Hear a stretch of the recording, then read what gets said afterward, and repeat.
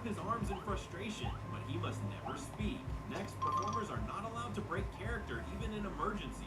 Whether it's a fire, someone fainting, or even an earthquake, the character must never break their role. For example, if Buzz Lightyear hears a fire alarm, he can't panic and run. First, he must disappear from view. Only then can he escape. Seeing a mascot run away would break the magic. Lastly, secret surveillance. Disney has undercover teams who test performers without warning. They look like regular guests, eating and walking around the park, but they're actually secret observers. Sometimes it may look like a child accidentally dropped a balloon, but it's all planned to test how fast and appropriately the character reacts. At Disney, there's no room for mistakes. Three strict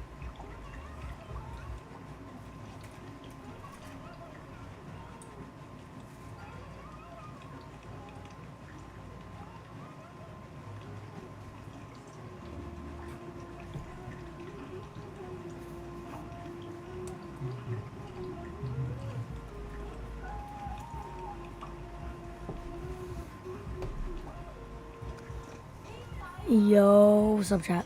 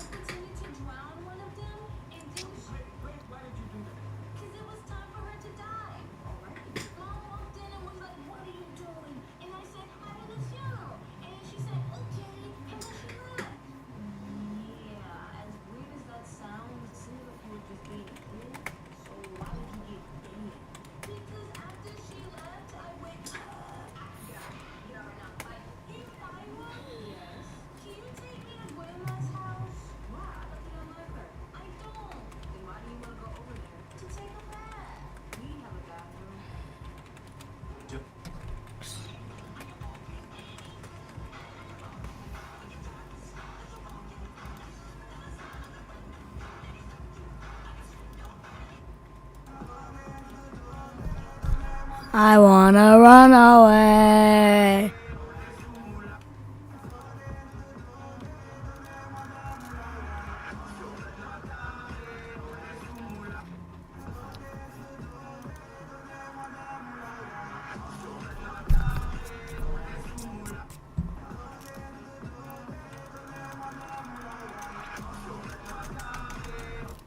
Meet Jeremiah and Elijah, twin brothers.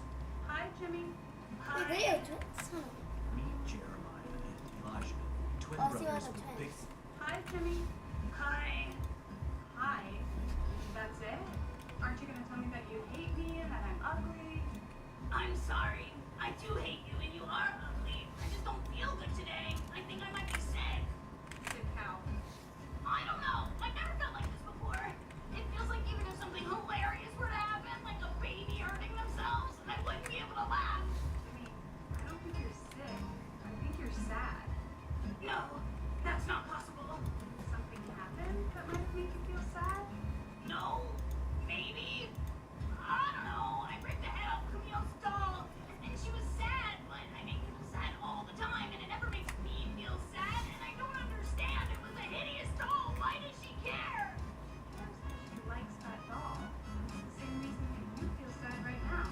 Because you like Camille. Oh, no.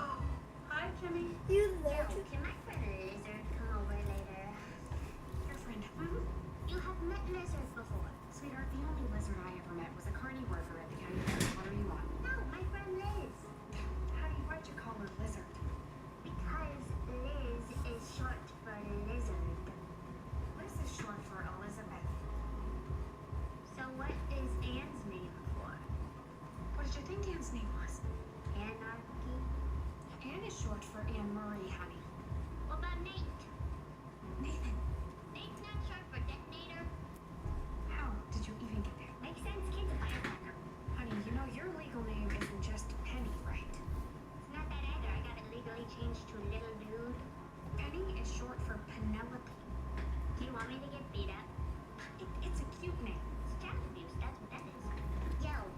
If you pause it at the right time, a secret website link will appear granting you unlimited. Did anyone else's parents ever say, you should be more like your friend without no...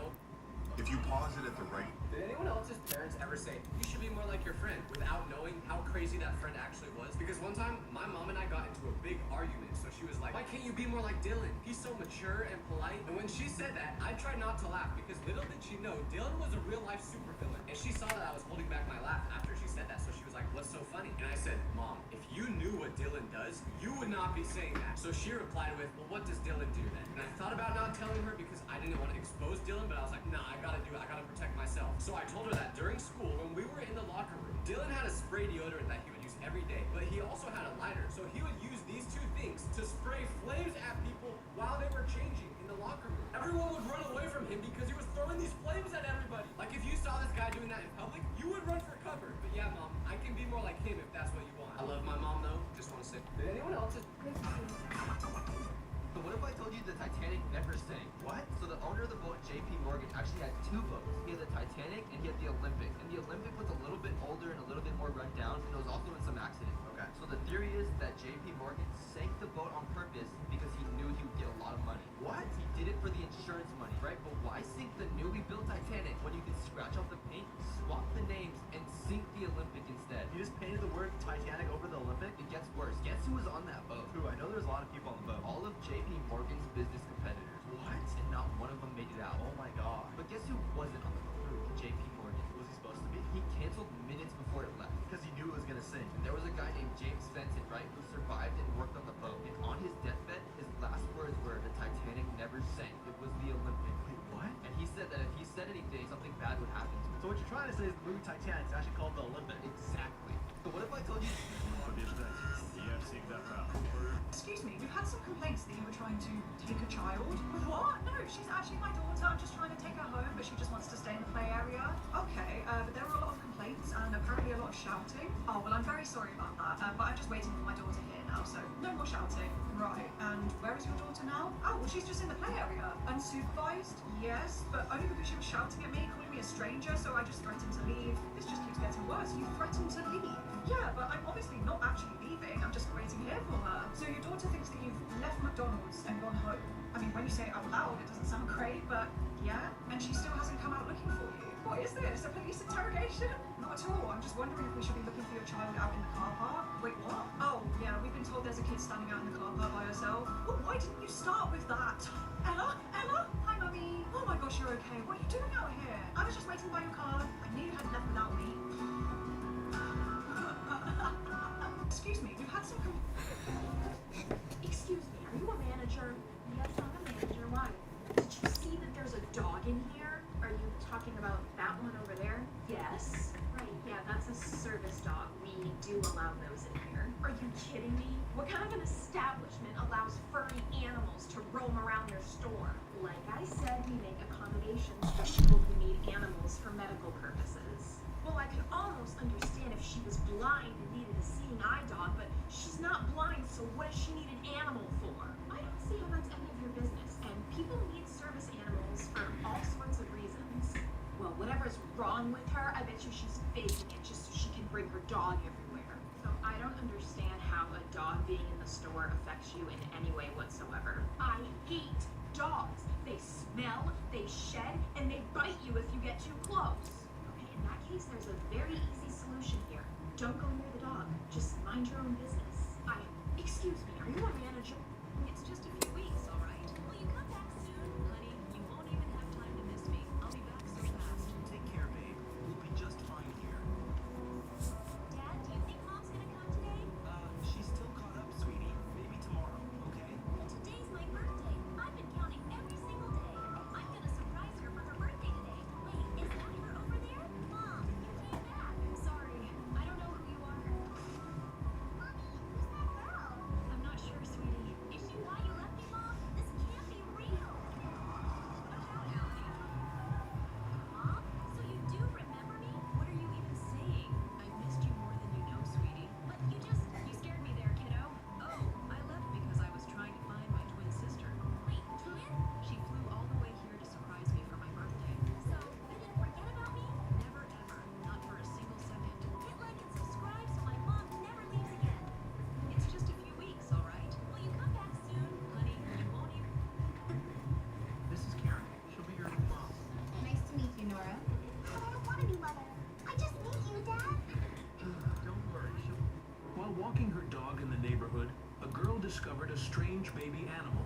Thinking it was a kitten, she brought it home. It looked very hungry, constantly crying and sucking on its own foot. The girl quickly grabbed a bottle and fed it, and the little one clung to the bottle and drank eagerly. Once it was full, it calmed down and started to fall asleep. The girl made a warm little nest for it. Okay. At my old place, I noticed that Bo had started to lick the corner of my couch every so often. It was kind of annoying, but he had conditioned me to just be used to him licking everything at that point. A few weeks went by, and he kept licking the couch regularly. Finally, I decided to check it out. Expecting a toy or ball or something, I reached in and pulled out a stick of butter. He had stashed it in my couch for weeks. As I thought about it, I felt more and more betrayed. This wasn't just normal mindless stealing. This was calculated, it was intelligent, and it was planned. He not only stole from me, but he had the foresight to stash it, hide it in plain sight so he could savor the flavor for longer. So I'd be there on the couch petting him and loving him, unaware of him enjoying his stolen goods. And then, several times after that, I'd come home to an empty butter wrapper on my floor. And get this, as I was moving away, we took apart my bed and found another stick of butter stashed behind it. Timmy, let's play. Mother, may I play with Timmy? You may. Yay! Okay, let's start throwing animals at each other. Timmy, you need to ask. Mother, may I? Why do I need to ask too? She already said you could play with me. You still need to ask. No, I don't. Timmy, you did in fact need to ask. Mother, may I? Mother, may I say Timmy no? You may. Mother, may I go to school? You may, but you must get there within 5 minutes. Mother, may I go to class? You may not. You may stand there. Let's walk to class together. I can't. Mother won't let me. Why not? Shh. You may not walk out of here without Mother. Timmy, let's play. Do you know what the best and the worst states to live in are? There's no way that California is one of them. Okay, so there's a study done to find which states are the best and the worst to live in based on health, living, quality of life, and happiness. So the 5th best state to live in is Virginia. Hello, birthing lady. I have a proposal for you. Birthday lady? That's a new one. Yeah, honey, what's up? Can we watch a show together? Oh, honey, that's so sweet. You never asked to do stuff with me. What do you want to watch again, Bluey? You want to pick up where we left off? Well, I was thinking a new show. Yes, sweetheart, anything. Just please don't look about it, please. Yeah, it's called Swapping. Oh, I never heard of that one. Where's it on? It's on Netflix. No, it's just like, honey, it looks like that it's in, It's in gibberish, I know, but they play lots of games that we play at school, so I want to see. honey, that's not, it's funny.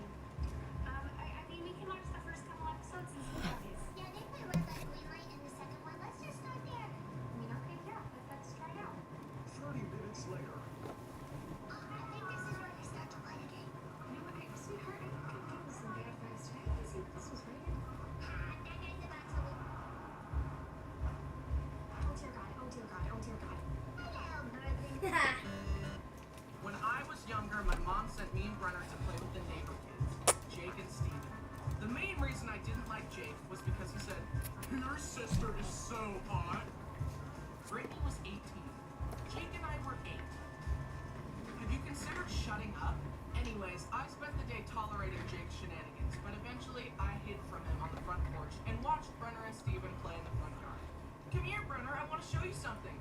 Brenner walked up to him. Steven grabbed his hand, reached into his pocket, and pulled out a pair of scissors and started cutting Brenner's fingers. "Stop!" I ran over to them to check on Brenner.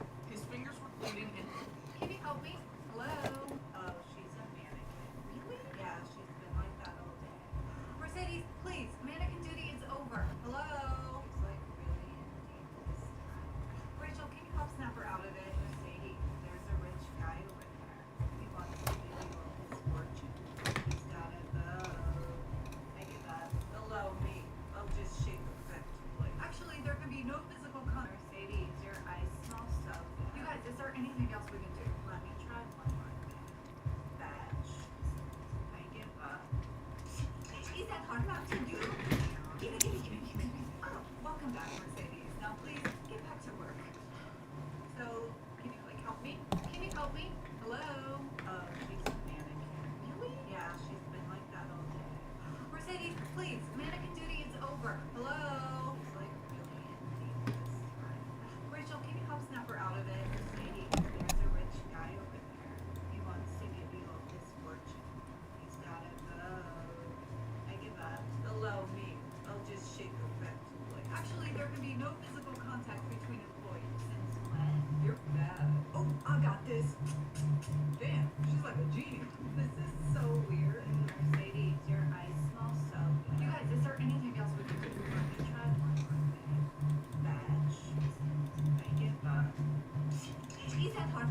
Who?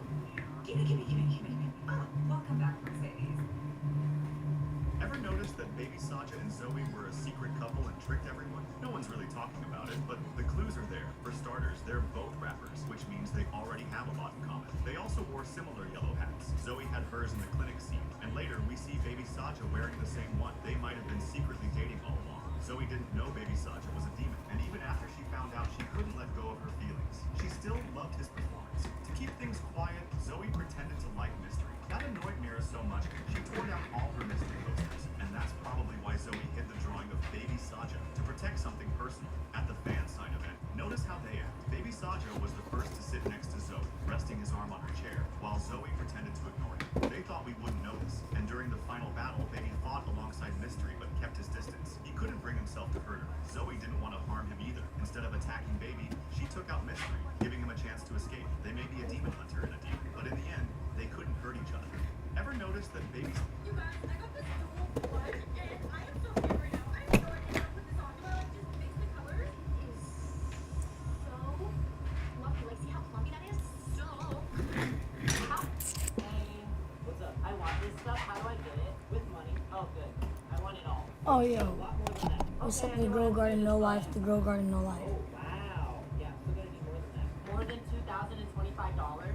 Yeah, I think your math is a little bit off here, Stephen. I doubt it. I had got a math Fuzzy, on wrong love, fuzzy. in the last 2 months. My mom. Is the right answer, or does she just say good job? Good job. So, like, what are the chances that she just lies to you to help your confidence? No, she wouldn't do that.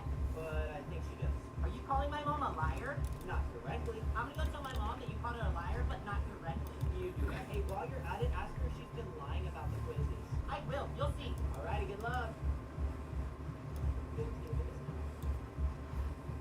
Hey, how'd it go? My mom's a liar, and I don't understand her takes you. It's addition. Whatever. God, why do you hate me? I don't. How about this? I'll tell you what. I'll give you half off of any candy that you want. Half off. Not have to do to me. Hey, what's up? Have you heard of the Monsters Inc. theory? No. So you know how in the first Monsters Inc. movie, like, all the monsters are scared of humans? Yeah. And remember when Sully and Boo were at that seafood restaurant, and then all the monsters freaked out when they saw Boo? Yeah. So one of the monsters said, I tried to get away from it. It picked me up with its mind powers and shook me like a doll. And then another monster said, well, a kid flew right over me and blasted a car with its laser vision. Oh, I remember that. It was a good news interview. Yeah, so this is where the theory comes in. What if the kid that all the monsters are freaking out about is actually Jack Jack from The Incredibles? Like, what? You know how in the second Incredibles movie, like, Jack Jack has a bunch of different powers? One of his powers is teleportation, but we never know where he goes. So there's a theory that whenever Jack Jack teleports and disappears, he's actually going to the Monsters Inc. dimension. Like, how does that work? Well, it makes sense because when all the monsters are freaking out in the news, they literally describe a kid that has all the powers that Jack Jack has. Wait, that's crazy. Jack Jack's the only one we know with all those powers combined. You know how they always say, like, Pixar movies are all connected? Maybe this is how Monsters Inc. connected to The Incredibles. Dude, that just make both movies, like, it's scary. Hi, welcome to Dunkin'. What can I get for you? I'll get a small coffee, please. Kids, what would you like? Glazed donut! Glazed donut! I'm sorry, I think I only have one glazed donut left. Oh, what? Would you like to try our special donut? It's limited edition. Okay. I'll take the special donut because I'm the special kid. Hey, I'm special too. Can I have a special donut? Are you sure you're special? Yeah, I'm sure. This glazed donut is not so special. Hey, this doesn't look special. It's just a jelly donut. Hi, welcome to Dunkin'.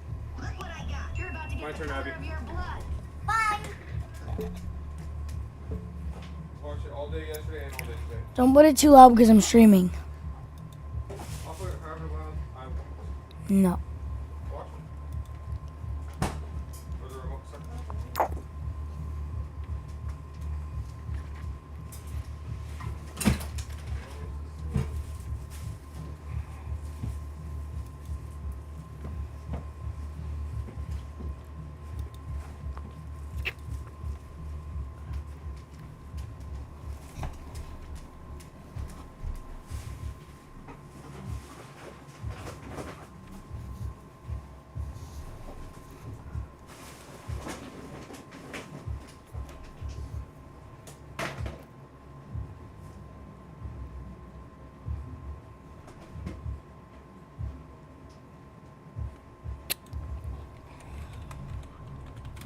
What is... Yo, stream, what is this thing about The Gorilla Tag Countdown. I don't know what that is.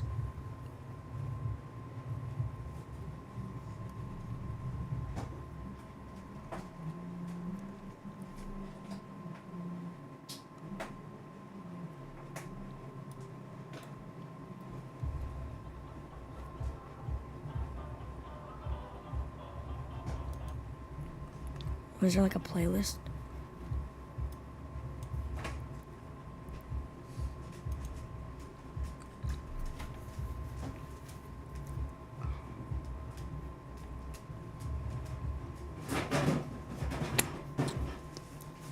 I am a real American.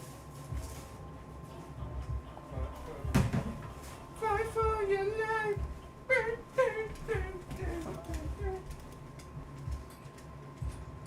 Any move.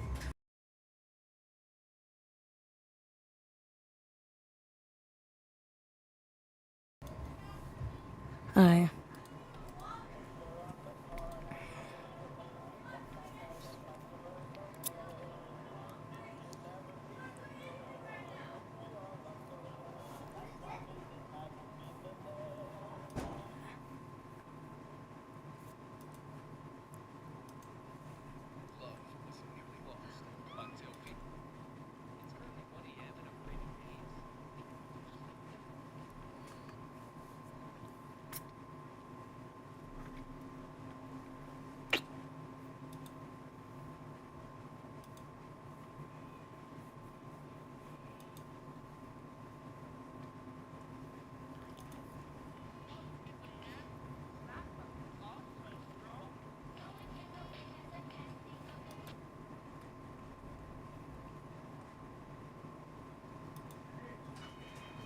Hey, okay. Hi. Where's Mom now? Over here. Oh. I still have to try. Where's Boo? There she is.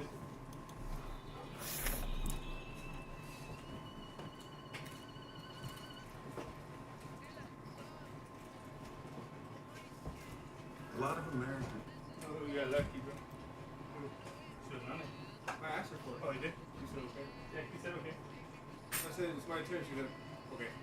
Yeah. I walked away. That's what she did earlier too. No, she didn't. Yes, she did. And then she started crying after she gave it to me. Yeah, see? No, she didn't cry.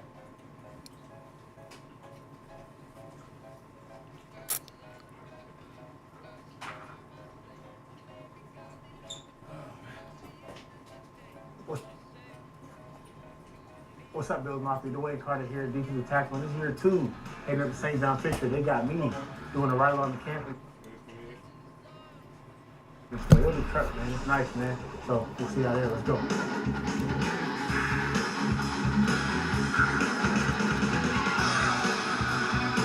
Oh, wow. Truck is fire. Oh yeah, this is the K Toyota. Okay. Give me one. I can't believe the season's here already. Year 2, man. It's a blessing, obviously, being in the NFL still, and I think I had my first off-season. I'll report to training camp or not yet? Yeah, day 2 already. Oh shit. I thought it was 26. For some reason. So I think that was the adjustment for me, is like figuring out what my schedule was going to be. I did know about Mike the softball game. Even James Cook is there, like, he's not holding out. He said today, like, after her saying HBO wants him to be there, they want to see all the drama. But he, like, in his first meeting, he was talking about how he wants to spend the rest of his career in Buffalo. You know they're going to try to stay. He said, why? He goes, because I have a great quarterback, I have a great franchise, and a great fan base. He wants to stay for his whole career. You got to prove it this year. You want that money? I know. You want to be every down back? Prove it. He wants to be he's like a Saquon season, just under a Saquon season. Saquon or Derrick Henry? If you get like 1,400 rushing yards and like 500 receiving or 400. Hey, I just want him on the field 75% of the time. 1,400 rushing, 400 receiving, and like over 10 touchdowns would be good. 10 touchdowns? And baseball is honestly my favorite sport. Growing up, I watched David Ortiz with the Red Sox, man. That was my favorite athlete. And that was kind of where I modeled my baseball game after. So anytime I get the chance to showcase that side of me, best believe I'll be there. But it was a fun day. And of course, I went back to Duke, man. Duke is a hard place to stay away from. The Duke-Carolina game, the historic Duke-Carolina game. And we beat the brakes off the boys this year. We got the hardware. From the camera, I'm not flicking off the camera. The wedding itself mean, it's beautiful, man. Like, my wife and the wedding coordinator spent a lot of time planning. And it was like a big reunion, too, for, you know, our close friends and family. It was awesome, man. It's a blessing. I got to do something really cool that I've been wanting to do literally since I can remember as a kid. It's host my first football camp back in my hometown, Pickerington, Ohio. 100 kids show up for the first year, which was awesome. It was just like the whole city coming.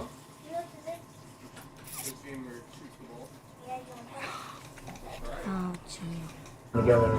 Some of my teammates come to support me from Buffalo, teammates from high school, teammates from college, like everybody showed up for me and, you know, be there for the kids. I think that was one of the coolest feelings I ever had. So can't wait to go back and do it again next year. Hallmark to Hollywood. That's gonna be my slogan. I'm acquainted when it happens. I love acting. I'm very extroverted, but Hallmark got a little taste of it because that 4-line cameo. Shout out, I was in there with D-Ham, D-Dot was my scene. Obviously, that for me was two of the most. I hit it perfectly. It bounced off her face. Ready? I'm not doing this. You're doing this. I always hit Abby in the face. Abby, what's up with that? No, I'm like doing this.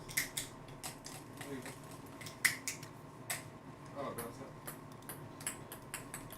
Famous guys in Buffalo and in the league in general. Stay tuned. Hopefully, we got a red carpet around here to walk around. So the banding game was fire. The energy in there is elite too. Like they play hip hop and stuff during the possession. Is like I can get behind this. But that was my first banding game ever. But to see, I think it's another aspect of and how loyal these people are to Buffalo sports teams. And obviously the guys won. To see how talented they are, and they won 3 in a row. That's hard to freaking do. Getting going out here on the field, and you know they embrace us like we embrace them. They support us like we support them. So I think that's dope. That's why I told them next year. I said, "Oh yeah, I'm gonna be at a lot of bandit games next year.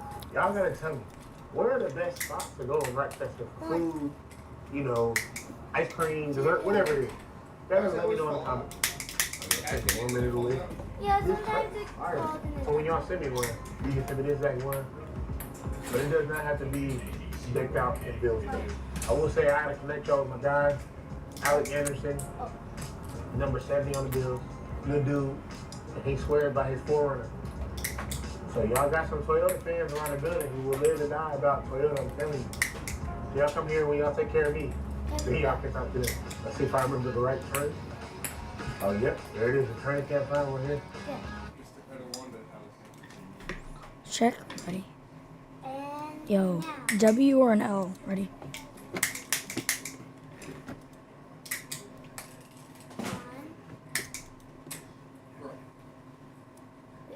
I messed up. Blumhouse today has dropped the official trailer for Five Nights at Freddy's 2, finally giving us more insight into the story, locations, animatronics, and whether Blumhouse was telling the truth on this one being scarier than the first. So that's exactly what I'll be doing here for you guys. Is I'll give you my trailer breakdown and reaction to the new Five Nights at Freddy's.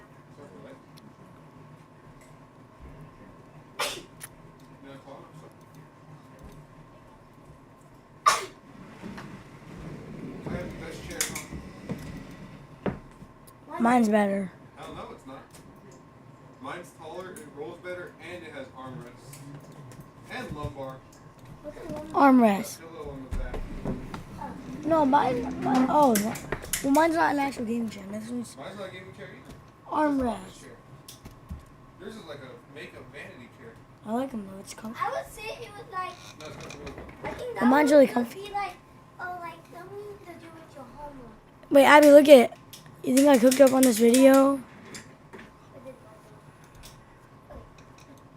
Let's go. Freddy's trailer, point out some Easter eggs and details you might have missed, because there's actually a lot of cool connections to the second Five Nights at Freddy's game, as well as your thoughts and theories, more hardcore fans, because you always catch the 1 or 10 things I miss. Let's try to get to 3, and then we'll stop. Oh yeah, Mondo, I'm excited for the Five Nights at Freddy's movie. Is it not like? Is it different, Mondo? Is it not a thriller this time? I mean, I don't really care if it's not a thriller because I remember it comes out. I'm pretty sure it's December 3rd. I mean, December 5th.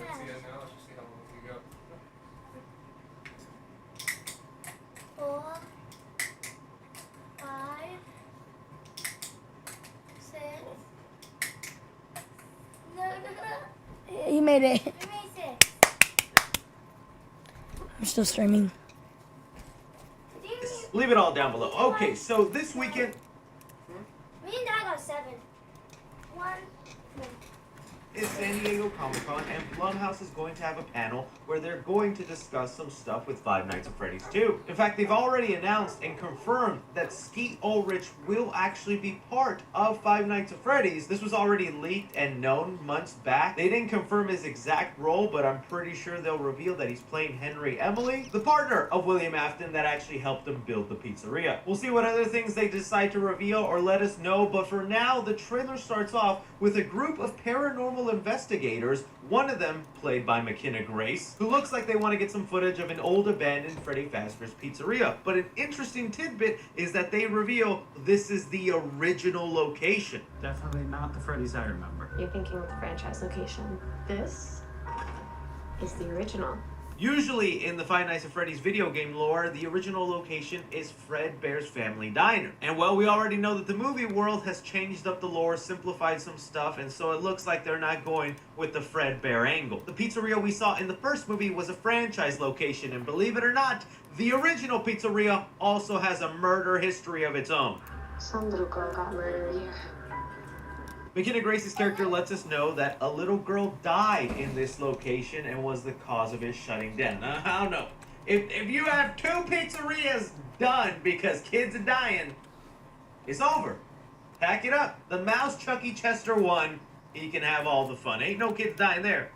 Are there kids that have died there? I'm too scared to Google that. You let me know. But man, this original location was bumping, dude. They have a carousel, which was part of the second Five Nights at Freddy's game. Looks like they even had a river boat ride. Like, dude, this was the place to go when you were 10. It is nice how this like paranormal angle is going to allow them to do like some sort of found footage stuff, because you can see them showing off all the toy animatronics that are covered up in plastic, shot a balloon boy, a ball pit. Like, I don't know, it'll make for some nice creepy atmosphere. But we eventually have McKenna Grace on a giant music box. Most fans know this music box usually indicates that the marionette, aka the puppet, is pretty nearby. You see at one point a plushie of the puppet, but then you also... Is it? Mondo, isn't it like a myth that's the crying child?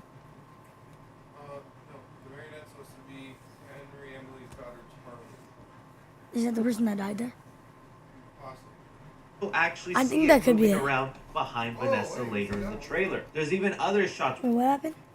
Hey, the puppet is pretty nearby. You see at one point a plushie of the puppet, but then you also actually see it moving around behind Vanessa later in the trailer. I only watched the There's first even other trailer. shots where you can see its creepy little skinny hands emerging from the ceiling. The puppet was created by Henry Emily as a protection measure for his daughter, Charlotte, but that didn't go according to plan, and William Afton ended up killing her. We'll see if the movie universe goes with the same logic. I imagine it will, but usually the spirit of Charlotte does inhabit the puppet and is haunting characters. Honestly, I've always found the puppet to be a very creepy looking character, so I hope a lot of the scares are actually well implemented. I also feel like it has a really great motive for going after Vanessa, the daughter of William Afton, because it would obviously Yo, Roman want GT, revenge I and get might rid of the appreciate that, bro. daughter that William Afton has, the same way William got rid of the daughter that belonged to Henry. From there, though, we see our characters are trying to go about living a normal life. Mike and Vanessa appear to be dating. Good for them. So this is what it's like? Being normal? Hello, internet web. But Abby isn't moving on so easily. It looks like she's tinkering with animatronic building where she has her own little Chica made. I'm gonna see them blueprints, Abby. I just want to make sure they're safe and not make a life-size one. But it also looks like Mike isn't helping with his sister's delusions, because he's telling this story to Abby that, yeah, they'll eventually go back to the pizzeria and fix the friends one day, hoping that maybe she'll just forget about it and move on. But she's not. She even has this little Freddy Fazbear toy that she actually uses to communicate with her dead friends. This is then the thing that'll draw Abby to the original location where she'll stumble Yo, Chaz, is this upon copyright? animatronics. Mike will obviously go looking for her, but putting a pause on that, we do get small little glimpses of what appears to be flashback sequences of William Afton in the yellow rabbit costume. I'm not sure if this is supposed to be Charlotte, aka the dead girl that makes this place shut down, or another child. Either way, that's the thing I was most begging for with this movie, is More Dang. Yellow Rabbit stuff, man. Just hearing Matthew Lillard's small lines in the trailer. Where are you going to? I'm not done with you. And looking at him in the clean outfit, holding a knife, chasing a kid down, like, I want a whole movie of just Yellow Rabbit. I unfortunately still think we have to temper our expectations with the amount of William Afton in this movie. I still think he's going to have about as much screen time as the last movie, and they're really not going to give him a full film until Five Nights at Freddy's 3, where usually it is Springtrap that is the main antagonist and threat. But we'll see, because I think other than flashbacks, we'll also be seeing some sort of visions or hallucinations by Vanessa, who is here at home and a yellow rabbit hand touches her. I think that's just going to be part of her seeing her father. And I just... Yeah, but his soul is like trapped. It's like weird where he's in the game. He's like forever living and he just I know, like, looks like a zombie. I know, like, he always said, like, always come back. Yeah, he's a human. When he got He killed, basically turned into like a zombie inside. when he got, like, when he was about to get killed, before he died, he said, I always come back. And then he put it back on, and then he just died. And then he He didn't die. He's still he's like super weak. Not weak, but barely alive in the suit, and like the animatronics keep him alive. And the animatronics didn't know? No, they do. They watch over him. We should, Mondo, even though I might get scared, we should go low-key watch this in theaters when it comes out. Can I come? I want to watch it. I hope there isn't too many of that. I'm So- not a big fan that's of insane. dream sequences or hallucinations. Nah, bro always comes Tell me back. what's really going on. Don't need all that. Oh wait, much one more thing. hallucinate. I like Some how of they the shots added. show off more I body like how rather they than- actually finally introduced the mask. It's cool, right? They put it on. That's why they introduced it, because it happened in the second game. I didn't know that though. Wait, did they actually didn't kill him on purpose? No, he got spring locked. Yeah, they didn't kill him. He accidentally got killed. Yeah, so they decided now the animatronics keep him and is still alive for forever. Until eventually it burns down and he stays alive again. Oh yeah, he got. It was like, what was his name after that? Yeah, I thought it was like another name though. And then the white bunny, I remember the white bunny. Wait, but that's We Vanessa. have Baloo. In the movie or the game? The game. That's the rabbit man. That's why'd she become evil? I don't remember why. That's weird. Balloon Boy in the boat river going after the paranormal investigators. Mangle on top of a car trying to stop one of our main characters. But we end up back with Mike in the pizzeria where they're recreating scenes from the actual video game. And I thought this was really fun. You see Mike turn on his flashlight, look around I as saw that he part. would in the game. And then he stumbles upon a mask where if you've played the second Five Nights at Freddy's game, you know wearing the mask shields you or basically protects you from any of the animatronics coming after you. This is because they have facial recognition and the mask blocks that. I always thought it was kind of a silly mechanic, but Mike even makes fun of it by saying, There's no way that'll work. but he does end up doing it, and yeah, doesn't look silly or ridiculous at all. Just Mike's little old head and a giant Freddy Fazbear mask shielding him. I respect and love the Five Nights at Freddy fans, but sometimes we gotta admit, when things from the games are translating to live action, comes off a little goofy. I hope he says when he wears the mask. Foxy is supposed to be one of the only ones immune to this mask shield protection, and I do wonder if this shot in the trailer is kind of him staring at Mike going, I clearly see you, Mike. What are you doing, you fool? But even though I'm complaining that looks a little goofy, I mean, Wither Chica looks scary, dude. This is a really great design. The Jim Henson Company did an awesome job with these withered animatronics. They look straight out of the game, and some of these shots we get of them actually look horrifying, so hopefully they can lean into that. This movie is still PG-13, and it's gonna be limited by that. But hopefully they can lean more into the scares. For me, this is painting a picture that this movie could be really fun. I'm still curious how they plan to expand the lore aspect, what things they'll change, if the story will flow a little bit better this time, and also if they can get more creative with the PG-13 kills. That's what would make me really happy. I think this was a good... The teaser trailer for Five Nights at Freddy's 2 has finally dropped, and it managed to pack so much about its plot into just 50 seconds. Enough to solve this movie months before it's out. Hello Internet, welcome to Film Theory, the show that always comes back. Just like you can always come back by hitting that subscribe button. So loyal theorists, the time has come. Five Nights at Freddy's is coming back to theaters this year. We're truly in the end game now, and the marketing for the Five Nights at Freddy's 2 movie has started up, with our first big look into the film coming with its official teaser trailer. Now, obviously, that is a huge part of theorist history. I mean, it feels like we've done literally hundreds of videos about this franchise over at our sister location Game Theory. But the films are an entirely different beast, an entirely different timeline to theorize about. Matt Trusted Oh yeah, I forgot the word. Trusted me to take on franchises like this as the film theorist. He trusted me to do our very first theory predicting the first movie because he was in it. So it's time to do the same with FNAF 2. In the past couple of weeks, What is FNAF 4 about? So they want to kill Abby and make her number. I'm so sure about it. Colin and I have sat down and really put our heads together to figure out what the heck is going on here. Like, is the fourth one like that? If they are, isn't it supposed to be like Nightmare electronics? That one, I think, if they do make that, that'd be sick. Wait, there's a phone? Oh yeah, that's the one. That's the one that's the crying child. Isn't it? clearly this movie is taking cues from the FNAF 2 game. That was a prequel to the first game, and this is clearly a sequel. What are the consequences of that change?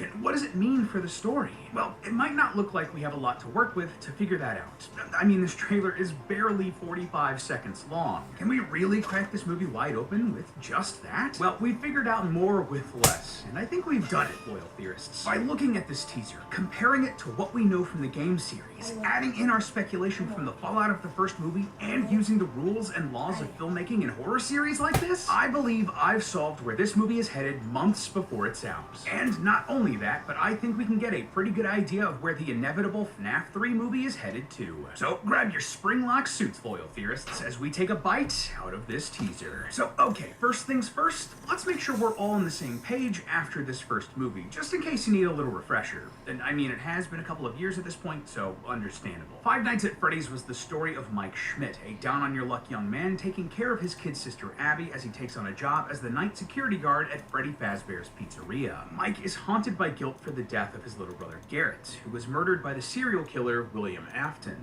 who also so happens to be the owner of Freddy's and killed several other children at the pizzeria years ago, and now those spirits haunt the restaurant and want Abby to become one of them. So Mike teams up with Afton's daughter Vanessa to take down Afton, save Abby, and hopefully find some peace for the ghost children. Well, at least until this sequel hits, right? Now with that out of the way, let's go through this teaser shot by shot and frame by frame. We open on a poster for Freddy Fazbear's The Glass.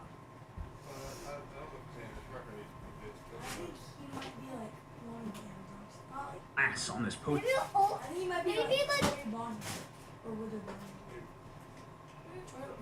display is broken, which may mean that it's the same poster we see in the first movie. If you don't remember, Max's brother and his gang of hooligans smashed and shattered this glass when they broke into Freddy's in that movie. Not sure if it's exactly the same poster, but it probably doesn't matter since I doubt we'll be spending a significant amount of time here anyway. Regardless, we do know that we are going back to the original pizzeria in some way. We know this thanks to some of our fellow FNAF tubers who did a set visit during the filming of this movie. Here we see that the studio rebuilt a facade of the front of the restaurant, but not the whole thing, so I doubt we're going to be spending a ton of time inside of it. Either way, this is just an establishing shot for us and the teaser, so let's move on. Next, we see a shot of an endoskeleton turning on. If you don't know, these are the mechanical parts inside of the animatronics that let them move and work. You actually see some of them getting work. Look! What happened? I stopped to get Carpal tunnel sucks! What's the carpal? Is that the cramp thingy?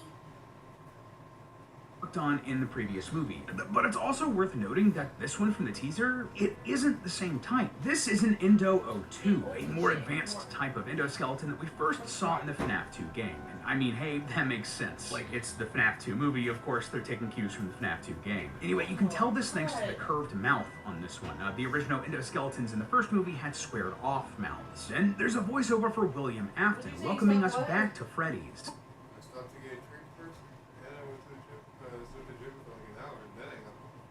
You said already? I'm okay excited for this movie. Welcome back. Are you ready to start the show? It's a nice meta touch to get us back into this world, but in universe, this is likely a recording or a flashback to when one of the restaurants is having its big opening. Since Afton is welcoming us back, I'm guessing that this is the sister location. It just seems more relevant than, say, the original location undergoing some sort of renovation and then reopening just for the sake of it. Either way, I expect that Afton's ghost will be using this audio to great effect. Like, if this is an actual audio recording, I could see him using it to torment Mike and the others. It would just be super creepy, and I'm all for it. Suddenly, we see ourselves in some sort of circus. Well, so what are you making?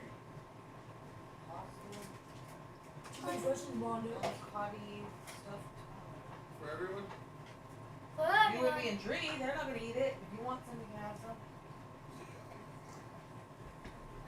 Or fair. It's almost certainly Freddy Fazbear themed, since we see kids in the background dressed up as characters from Freddy's. And there are also some themed attractions using those characters here. I'm almost certain that this is going to be an event called FazFest. We know that this is likely going to be a big part of the story, since those YouTubers I mentioned earlier, like Daco, visited the set and found posters for this event. Now, this is interesting because the idea of a circus or a carnival or fair is a big talking point in the FNAF community right now. I briefly mentioned this in my last FNAF movie theory, but in the lore of the Freddy's games, there was an event called Fall Fest that ran from around 1970 until at least 1983. It's a huge part of the history of these characters in this world, and Scott seems to be bringing these ideas into the film universe in a new way. Let's be real, that makes sense with the way the movies have been streamlining and combining the expansive lore of the series, so yeah. The next thing we see is Abby pulling up to the second Freddy's location on her bike.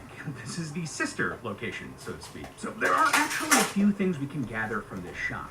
First off, if we look at both the state of the restaurant and the surrounding area, this location has been abandoned for a long time. The outside of the building is run down, and the parking lot is overgrown with weeds and grass and the like. We can actually see this more clearly in those behind-the-scenes set visits from the FNAF tubers. Oh, and funnily enough, this building is actually in the same parking lot as the facade of the first Freddy's location that they built for this movie.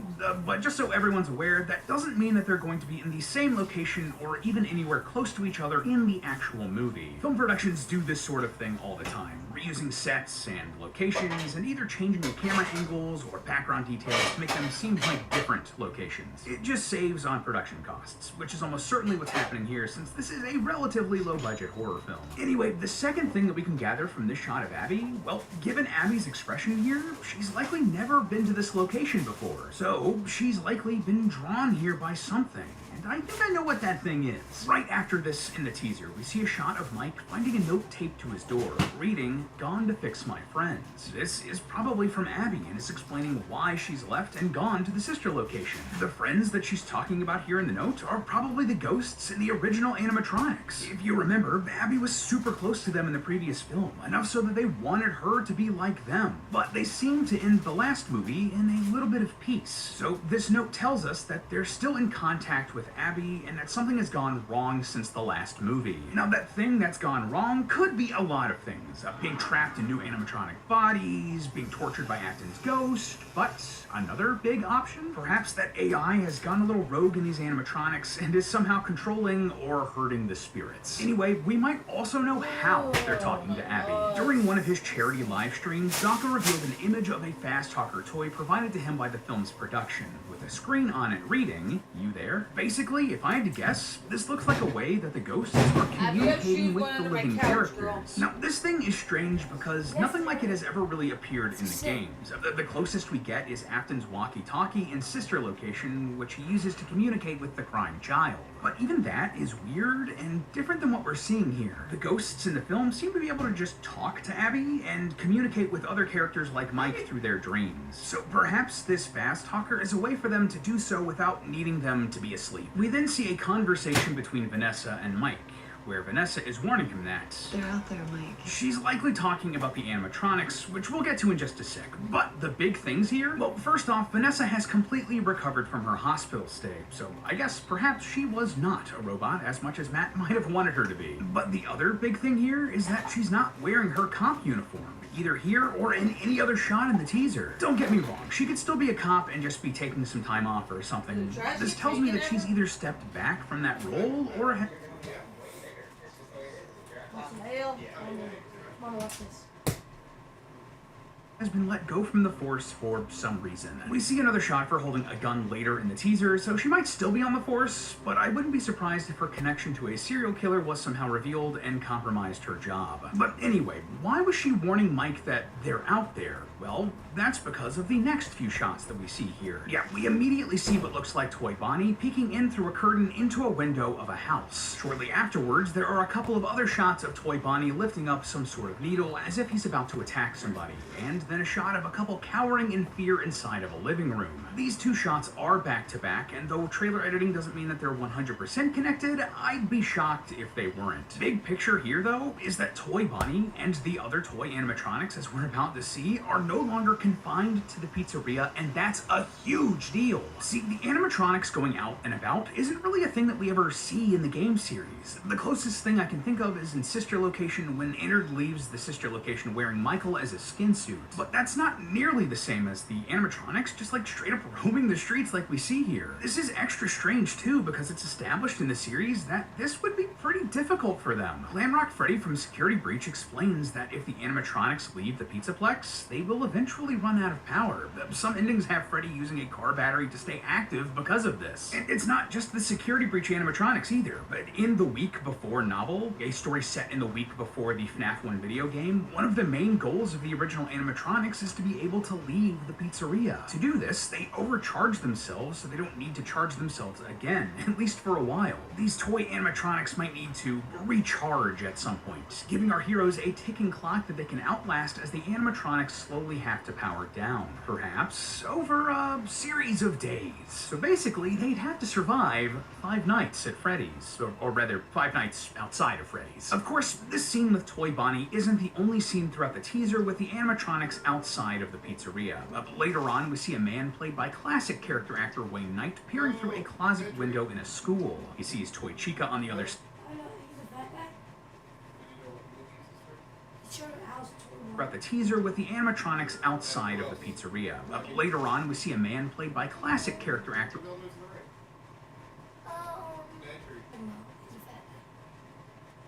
Wayne Knight peering through a closet window in a school. He sees Toy Chica on the other side before she pulls him through the window, presumably to his death. We also see her feet in a room similar to this, likely before or after she's pulled this man into the room, as well as a shot of Toy Chica opening some sort of garage with her hands. There's also shots of Mangle breaking in through a window in a house, another one of Mangle crashing into a car windshield, and then someone getting attacked and pulled up to the ceiling by Mangle. It looks like that last scene probably also takes place in this school. And another shot shortly after this sees another new character, a blonde girl, looking up and screaming. Given the angle of this shot looking down at this girl, this is likely from Mangle's point of view. I wouldn't be surprised if it's immediately connected with the shot of Mangle pulling the other guy up to the ceiling. If I were to guess, this is likely a scene similar to the first movie where a bunch of side characters are killed to show just how dangerous these new animatronics are. I wouldn't be surprised if these characters go to school with Abby and are bullies or something similarly unlikable. We also see another shot of Mike,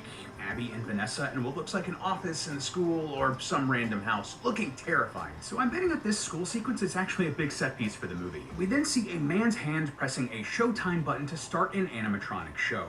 This is likely at the sister location since we see a different Showtime button in the first film, and that one's on a wall, not a podium. Next up, we have a shot of a silhouetted man in a hallway as doors fly open.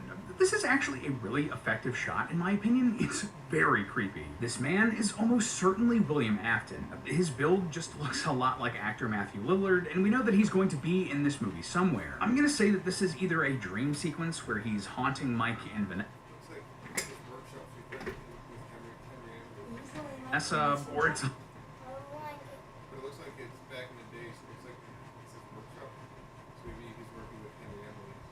literally his ghost haunting the two. Also worth noting that there are 6 doors in this scene, perhaps representing the 5 kids that Afton murders from the restaurants, and Mike and Abby's brother Garrett, whom he also killed. This is likely setting up or reminding us of Afton's connection with Mike and Garrett, which will be explored later in the series. Actually, while we're on the subject, I gotta say, I think it's surprising the lack of Afton that we actually get in this teaser. Other than some voiceover and this scene here, the only other hint we get is a shot of Spring Bonnie's hand picking up a knife. I wouldn't be shocked if he's just not as present in this film as he was in the first one. I mean, it would be weird for him to come back as a big twist third act villain when that's exactly what he did in the first movie, right? The time spent with Afton here in this second movie, in my opinion, would be better spent setting him up as a larger villain in the third film, but I digress. Now we get a shot of a large Balloon Boy animatronic, eyes glowing as he activates inside one of the pizzerias. You can tell that it's that because of the checkerboard pattern here in the back of the shot. It's just classic FNAF imagery. Balloon Boy actually returns here from the first movie where he was just like a strange haunted figurine.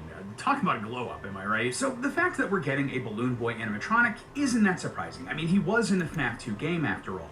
But an interesting connection here that we put together? Well, in Tom's very first FNAF Theory as host of Game Theory, he talked about the Fall Fest and how that makes Balloon Boy make way more sense. Like, a guy holding balloons doesn't really fit super well with animal animatronics, right? But it would make sense at something like a carnival or a circus. A character walking around handing out balloons to kids and visitors. The fact that the movie seems to be rolling the